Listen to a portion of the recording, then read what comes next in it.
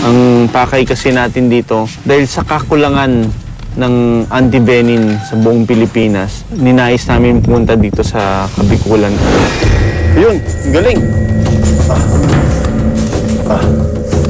Yeah, meron dito. Yun, kumagat oh. Kumagat.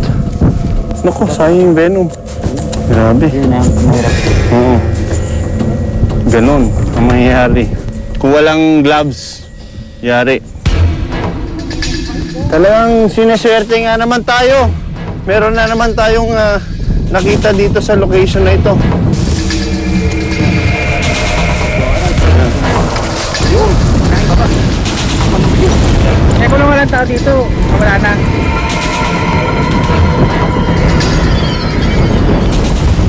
Ano yan oh, may nakain na daga.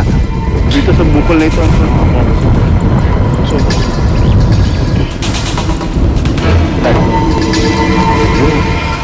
ganun style. Itcha mo kasi baka mamaya masambahan tayo. Mga ganito, tulad ganito. Tara, maya-maya may nasaktuhan kami na cobra na parang nagpapahinga sa loob ng nabubulok na puno. Okay, ito na. Okay. Sige, hulihin nyo na. Hulihin nyo na. Ang tataba nila. Napakalusog. Ito, makita natin mas maginto siya, no?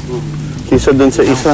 Yung mga... Mamaya, pagka nakuha na natin ang mga kamandag itong mga Philippine cobra na ito, dito rin natin sila pakakawalan para patuloy nilang tulungan yung mga magsasaka magbawas ng populasyon ng mga daga.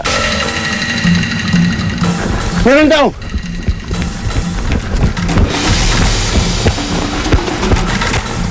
Yun, ang huli. Yun, ang ganda. Sige, sabihan nyo muna. Ayos, nakalima din tayo. At ngayon natin susubukan mag-extract ng venom dito sa maliit na kamalig na ito. Dito tayo magsiset up ng mini outdoor na extraction unit.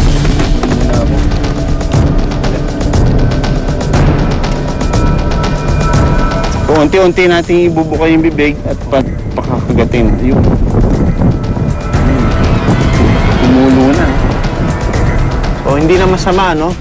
First day, masaya na yung naka-5 snakes tayo. Tapos yung tansya ko dun sa venom na nakuha natin, siguro na sa mga 3 to 5 ml yung nakuha natin. Pero hindi namin inaasahan na mangyayari ito. Ay. Ang cobra spit, hindi lang ito linalang lang kasi pwedeng ma-damage yung mata mo, yung cornea mo pagka hindi mo kagad na nahugasan ito. Pwede kang mabulag.